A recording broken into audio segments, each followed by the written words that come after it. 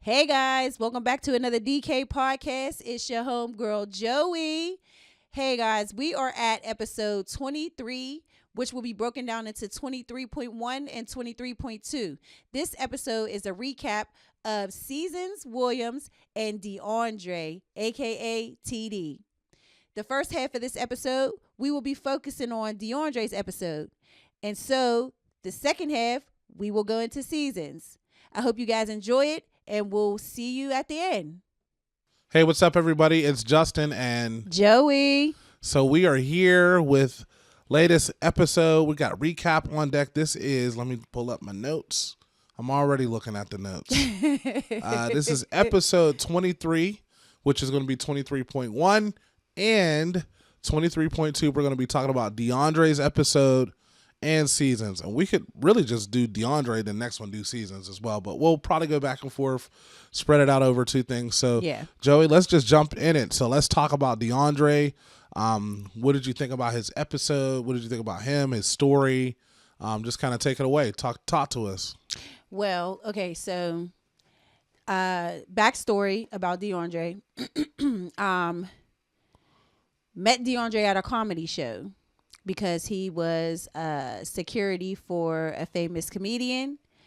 We end up meeting that comedian, taking pictures with that person, and busting it up with him, hearing a little bit of backstory, and that's how he got on the podcast, because I was like, you got something to say, and I think other people should hear what you have to say. And so it took some time for us to connect with him because they travel with his clients. He has multiple clients, and they travel. And so finally we were able to meet up because our schedules aligned, even though we had to travel all the way to Philadelphia, which was fun. Yeah. And we shot in the hotel room on the spot, and it turned out to be a really, really good interview. The number one interview on the DK podcast. Okay. Yeah. He's at like almost 300 views. Wow. Yeah. Yep. So I'm very grateful. Thank you so much, DeAndre, for coming through and giving your testimony. It was well needed and very, very much appreciated.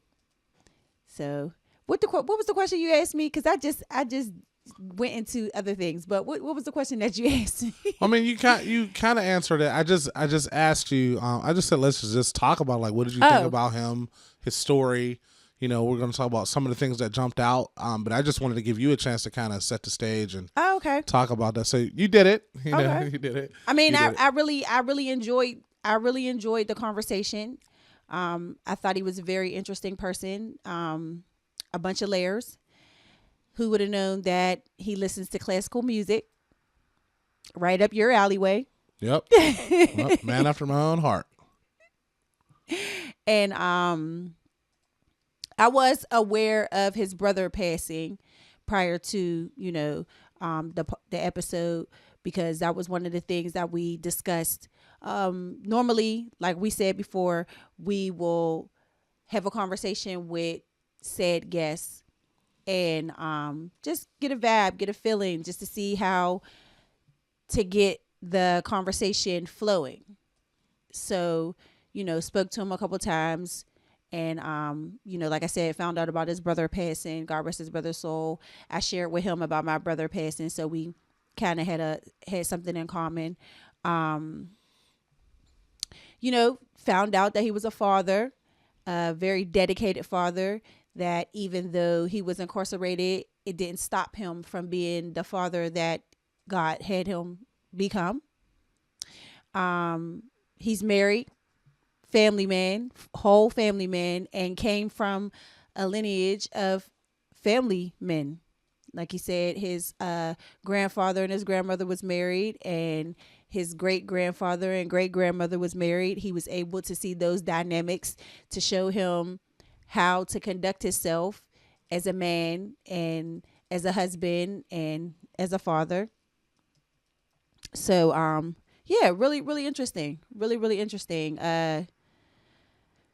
Gangbanger at one point, that's where he ended up, making some left turns in life and led him to, juvenile system, adult system, different prisons as an adult, even did some federal time. So, yeah, just very layered, very layered. Yeah, very layered story. I think that's the best way to describe his story. I thought it was cool as you guys were talking, as you got a chance to see someone who, like yourself, is trying to use what they did in the past to propel them to greatness. Yes. And I thought it was really cool that he's a very interesting guy and he had a lot of different, like you said, very layered. I think that's the best way to describe it. I think he was very layered. So I just had a few ideas or thoughts that I wanted to ask you based upon that interview. So when it comes to people coming home and actually using and for the semantics or I guess semantics of the conversation, I'll use the word failure, but we understand it's not failure, Right. But in the failure like he had, or someone like yourself who goes away to prison, talk about some of the mindset, some of the grind, some of the grit that you have to come home and be successful, like he was, or like you are, or like some of the other guests. Where I thought I'm starting to see a lot of similarities with these guests. So, what do you think about that? What is the mindset? What is the grit? What is the the process of thinking that people have? Well, I feel as always, your relationship with Christ is your foundation, you know, and what a foundation to have, because it's the strongest foundation to have. Your mindset, once you develop that relationship and that trust to be able to stand tall, 10 toes down, is to, like he said, find your niche.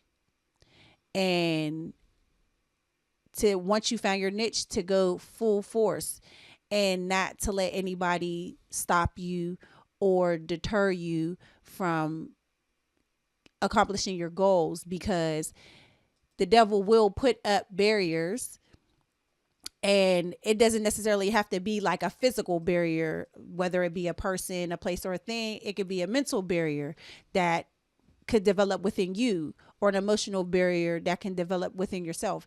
And you just have to have the faith to be able to, stiff arm, bang, get out the way. You know what I mean? Get out the way, because this ain't here. It's not for you. What they say, the devil behind me, like, you know what I mean? So get behind me, Satan. yes. So, you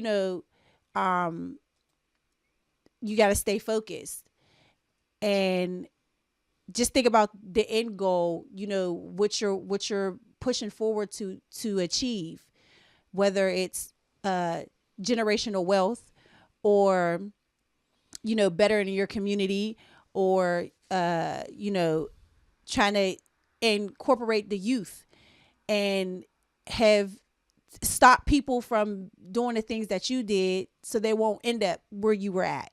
You know what I mean? So positive, your mindset should definitely be positive to the best of your ability. I mean, you can't be positive every day. Sometimes you're going to have those days where you're off, but for the most part, if you believe in Christ and you lean on him when you do have those off days, you'll be good. Like, you'll be straight. You'll definitely achieve your goals. Yeah, that's good. So going into his story, so I really like that. And like, one of the things he does, he has a record company called Red Diamond. Yes. I don't know if you remember him telling you about why he did that. Yes. So it was for his brother and another person that passed away named Red. Right. And he put those two things together. So yeah, just having that mindset. I think one of the other things that was cool was he viewed him getting incarcerated as a divine act of God. Yeah. Just because he felt like if he was on the streets in the scene, he would have got caught up in some other stuff. So I like what you said about like understanding and having that mindset about who Jesus is or who Christ is, higher power, whatever you believe in. understanding that there's a very big part to play. Like you said, it starts with faith. Yeah. Why do you think sometimes we don't? And you kind of answered it, but I'll ask the question another way. Why don't you think we hear a lot more stories like DeAndre? Like what are some like why don't we hear more? We hear about a lot of stuff. We hear about a lot of failure, but we don't hear about a lot of success. Specifically, people of color, right? Like we always, is they go to jail, they come home, they might do okay, right? Right. But he's actually thriving, like he's Yeah. doing big things. Mm-hmm. So why don't we hear these stories? You know, what do you think? What are your thoughts on that?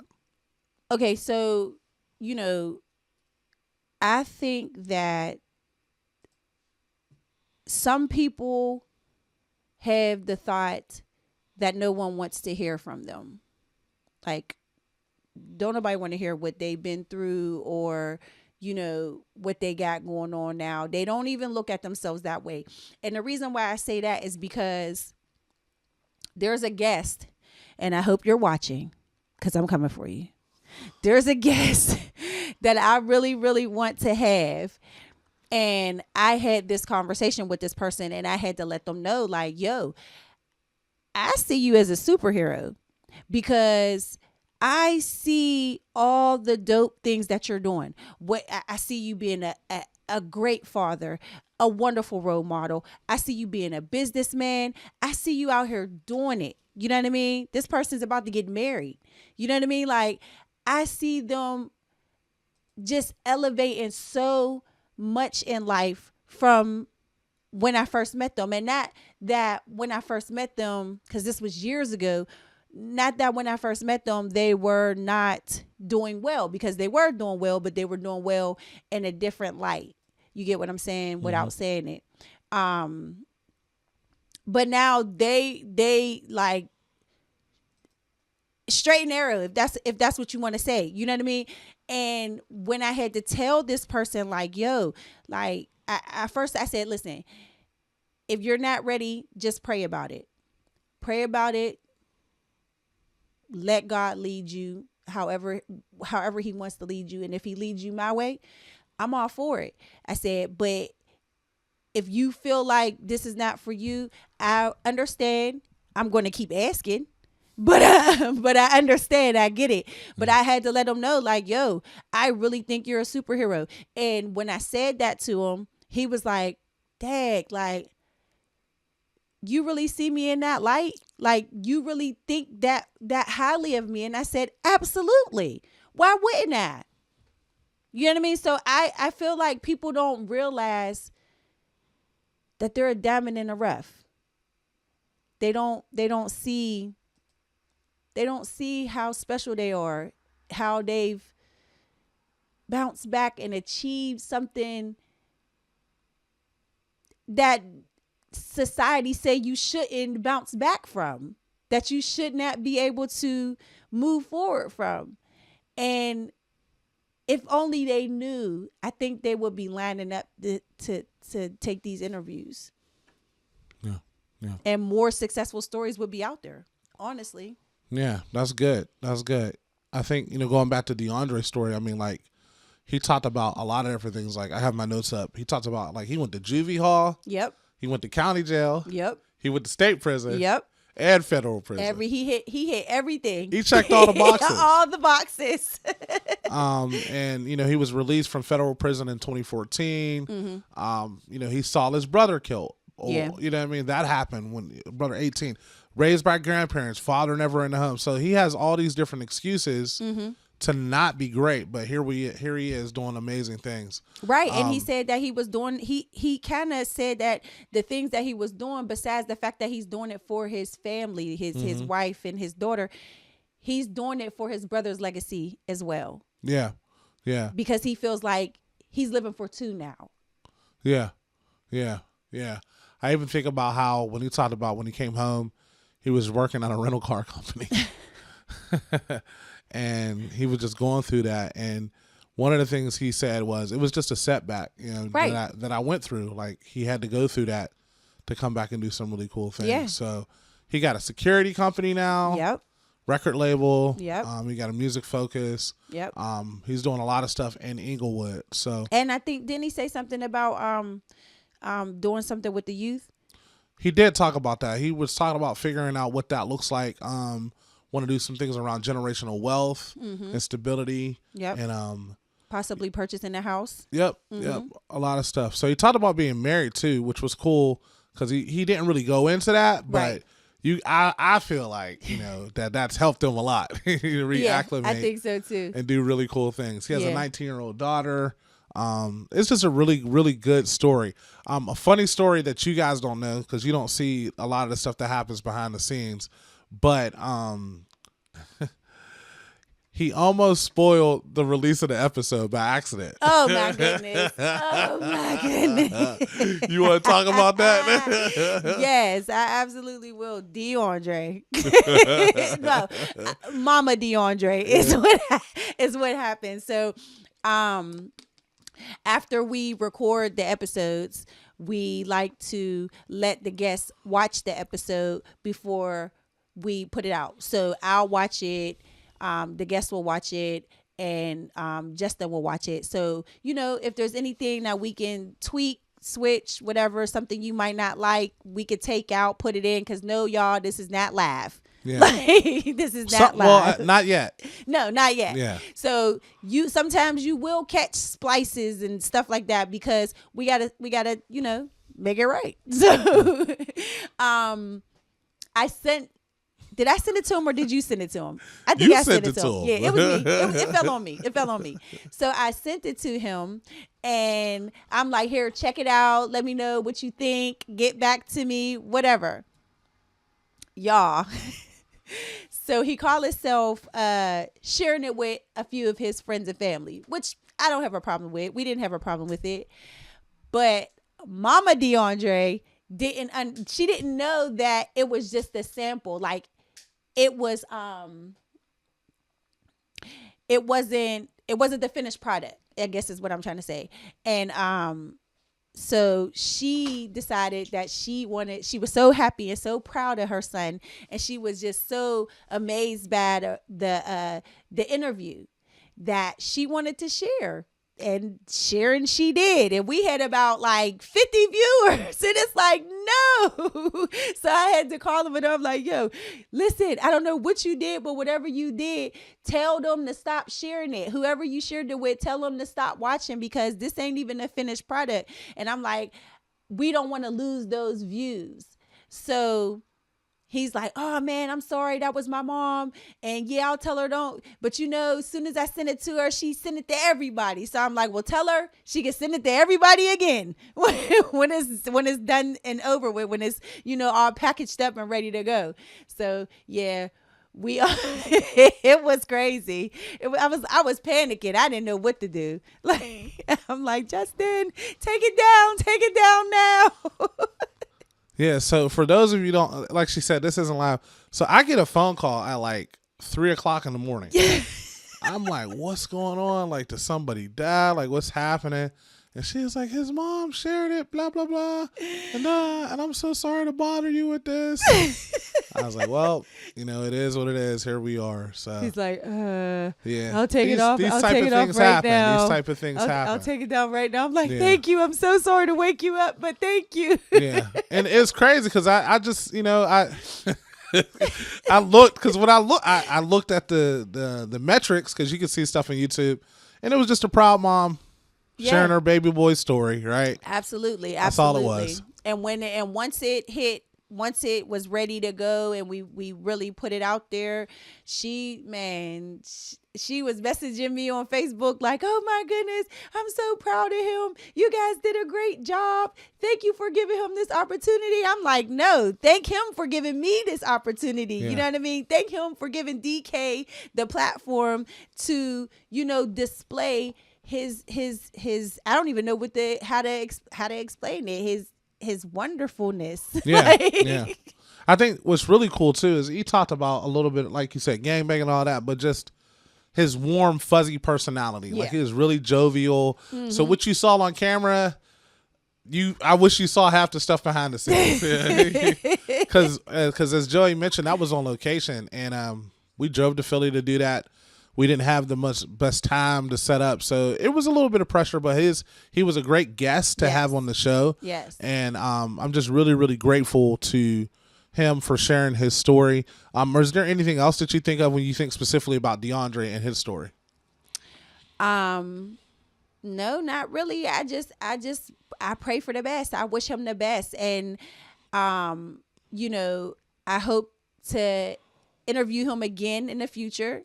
You know, he definitely was like, yo, come to the West Side. I got some people for you to interview. So, you know, the invitation was put out there. I told him, you know, we got to see how this, you know what I mean? We can't just jump on a plane and come out there. We got to, you know, things got to be set up. But, hey, in the words of Flavor Flav, you got to pay me. But no. All jokes aside. Yeah. We definitely, we're interested in almost anybody who has a positive story. Like, we don't want nobody to come on here that's gonna be like, yeah, I'm doing this, I'm doing that. Oh, but by the way, I'm about to go to jail. Like, what? Like, no. You know what? We can't have that. How you can't say something like that. I'm just saying, like, we need people who are actually out here really trying to stay out here and really trying to do their best to be a positive light. Yeah. You know, and it's not hard. It's not. And people say it's hard, but it's really not hard. You just have to make better decisions, y'all. Yes. And the better decisions comes down to your environment. Yes. The people that you surround yourself with. Yes. Because they are serious when they say birds of a feather, they flock together. It's the truth. And even if you are not into what those people are into, you're guilty by association. Yep. You'll get conspiracy. And guess what? Conspiracy, you'll get the same time. Yep. And you'll get the same time as the person that pulled the trigger. Like, so if you just make better decisions and be around more positive things. Like, you don't want to be married hanging around. I mean, yeah, you don't want to be married hanging around a bunch of single people, because the chances are you're going to do single things. So if you want to be successful in business, you should hang around people who are more into business. If you want to be a millionaire, hang with some millionaires. You know what I mean? If you want to be, if you want to have a better relationship with Christ, hang with some Christians. Go to church, stuff like that. So yes, make better decisions. Change your environment. Change the people you're around. That's right. People, places, and things. Absolutely. Hey guys, thanks for stopping by to view episode 23.1, the recap of my homeboy, DeAndre, aka TD. DeAndre, thank you so much. We really appreciate you giving us the opportunity to interview you, and we wish you nothing but the best. Guys, come back to view the second half, where we will be discussing the recap for my homegirl, Seasons Williams, 23.2. God bless. Have a great week, and we'll see you guys next Friday.